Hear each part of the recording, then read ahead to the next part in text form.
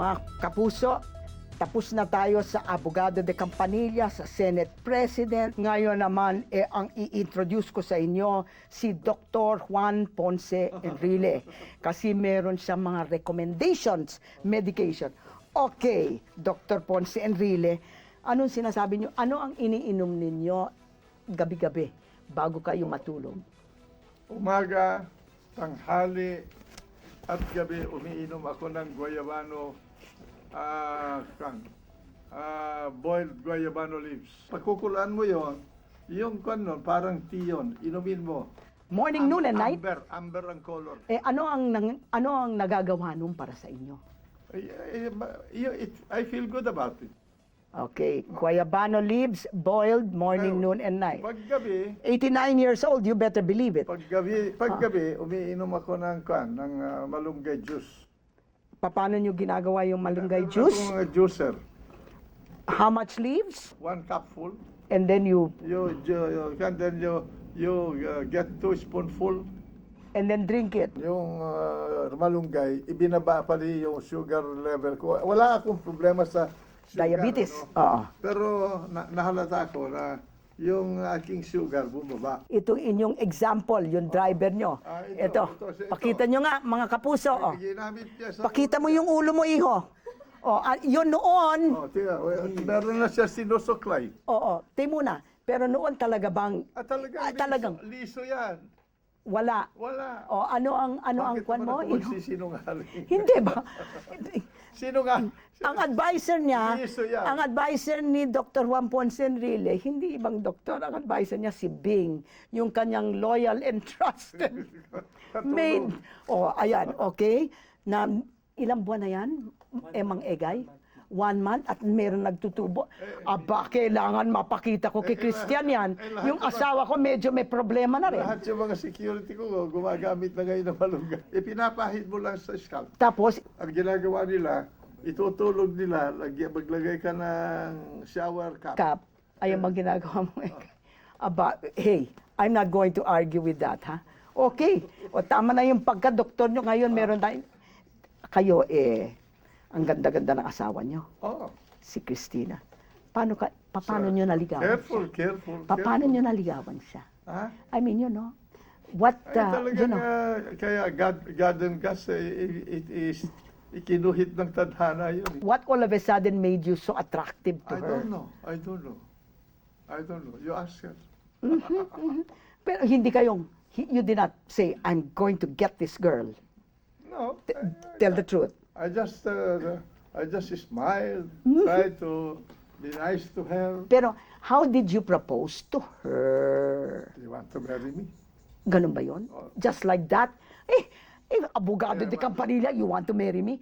Ano ba yan? And I want to marry you. Ah, And I sige. will take care of you. Yeah, talaga. Ano sabi niya? Okay. What did she say? Sabi niya, Ah. maybe.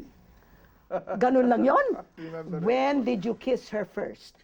one night in the movie. You were already an old bachelor and then you're going to make stealing a kiss in the movie? One night in the movie. Napaka-kwan nyo naman pala. Napaka plain and simple boy pala at heart. Kami, mga simpleng mga tao, galing ako sa mahirap na buhay. Yung unang-una holding hands. And then you kissed her in the movie. Ganun ba yon? I do not know anymore. Basta, What do you mean, how can you not know? This must be etched into your mind. Sige. Alright, may day off ba kayo? Wala. I mean, wala. Palaging trabaho na lang. What do you do for fun? Nothing. Good God! I stay at home. I take my dinner with my wife. Di napaka-boring yung life ninyo. Hindi. Ano? I go to Intercon 365 and make dal-dal with the... Ayun ang inyong relaxation. Then I go home, I take lunch, then I read poems. Ano kaya ang gagawin nyo pag nanalo kayo ng loto? Pag nagnanalo ako... Anong gagawin niyo? I Yes. put the scholarship fund. Greatest fear? Death. Really? I'm surprised. Kung merong isang bagay na pwede niyong ipalit sa sarili ninyo, ano yon? Wala. Because I would like to relive my life again. If you can fantasize. I would like to fly to infinity.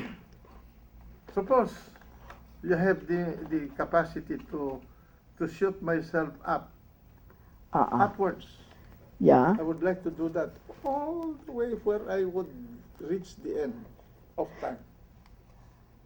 Ano yung most embarrassing moment sa life ninyo? When I was called bastardo. Who did that? A lot of people. Kailan? Ilang When I taon was kayo? young. Masasaktan ka. Anong sinabi ng nanay niyo nung sinumbong niyo sa kanya? Sabi niya, anak, talagang gano'n ang buhay. Talaga. And you showed them all up. Okay. Meron ba kayong motto? I mean, something that you Gusto live ko by. happy ka. Ano? Gusto ko happy ka. Pipi na. No, you just thought about that in your last election. Kayo naman. Happy ka ba? Pero tingnan mo na sandali, happy ako? I'm happy. Okay. Happy? Gusto ko happy ka. Ay, gusto ko rin happy ka. And well, what will make you even happier? You know, happiness is a state of mind. Absolutely. As your final moment dito sa show na ito, Mang Johnny. Unang-una, salamat sa iyo. Bakit? Sa binigay mo sa akin ang pagkakataon na makapanayam kita. Hindi ko alam na napakasarap palang makipag-usap sa iyo. Bolero! Naku, Diyos ko! Ayan, ganyan pala that's how you got Christina. Okay. No, but can you just, yung message po sa atin. Oo. Kayong mga kabataan, 45 years of service. kayong mga kabataan, unang-una, mahirap man kayo, mayaman kayo, pare-pareho lang kayo. Isa lang ang pinanggalingan ng utak ninyo, mag-aaral kayo, gamitin ninyo yan. Pangalawa, kayo na mga humahawak ng kapangyarihan, ipagtatanggol ninyo yung mga mahihirap na hindi kayang ipagtanggol ang kanilang mga karapatan. Kung hindi natin sila mabibigyan ng kayamanan, pagsikapin natin na bigyan natin sila ng kalusugan, kabuhayan, katarungan, at katahimikan sa kanilang buhay at sa kanilang bansa. At kung meron bang kayo galit sa isang tao, huwag niyo palilipasin ng isang araw, kalimutan na ninyo yon. Bahala na ang Panginoon.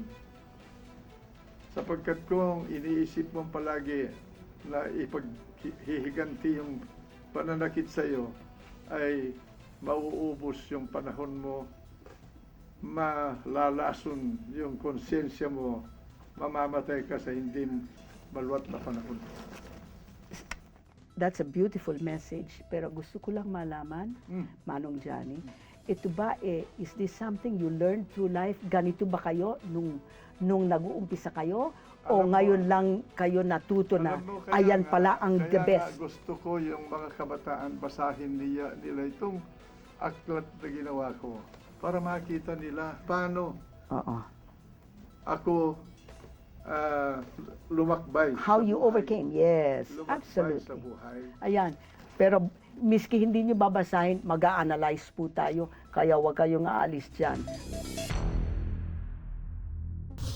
Alam niyo mga kapuso, hanggang ngayon, marami pa rin ang merong talagang kinasusuklaman si Juan Ponce Enrile dahil sa kanyang ginawa during martial law when he was part and parcel of the dictatorship.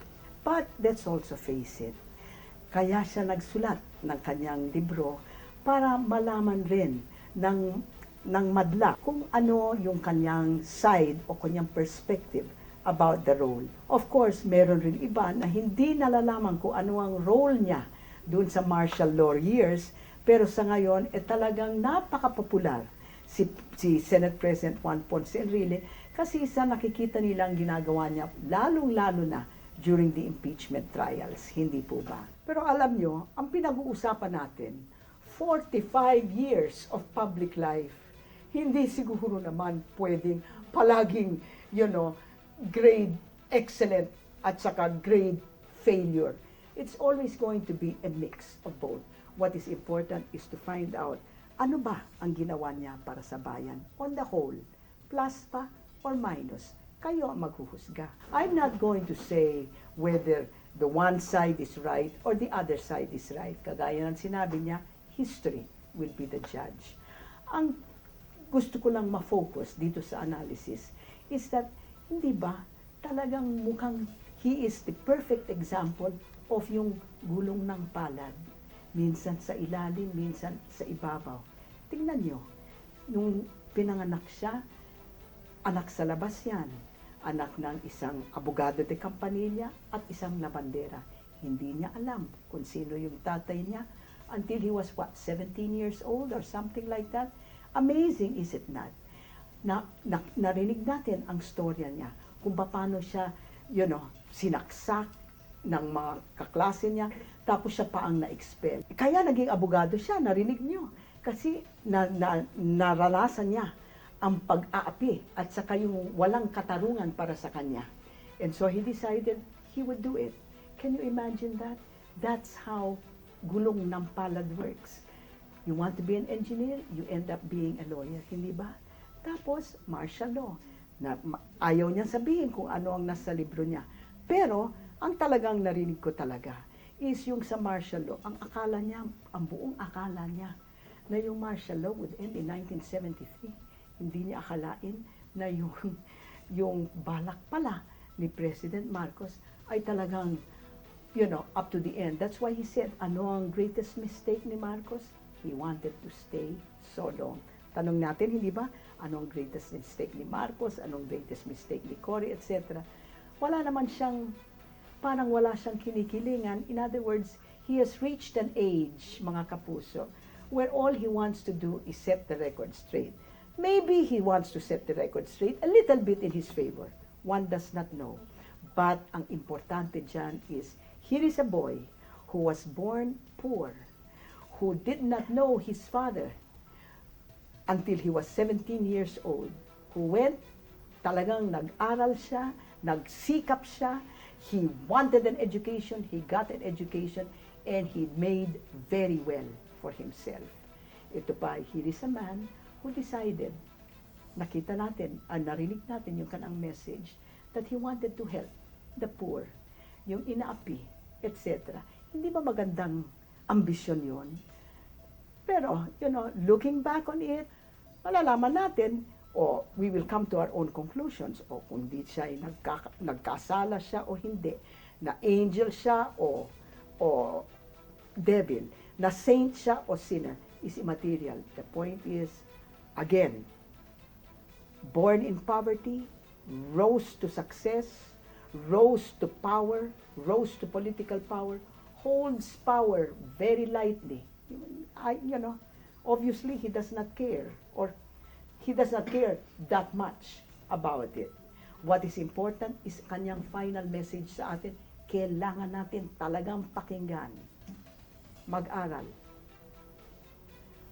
tulungan ang mga mahihirap at mga inaapi. Kung gagawin natin yan, talaga naman, tayo ay maging parte ng solusyon ng ating bayan, hindi parte ng problema. Hindi ba? That's what we learned from Juan Ponce Enrile. Forget the politics, forget the power, just the man. Remember the poor, educate ourselves, educate them. And that's all we can ask. Kung hindi natin gagawin yan, talagang masasaway tayo ni Maring Winnie. Kasi alam nyo naman, bawal ang pasaway kay Maring Winnie.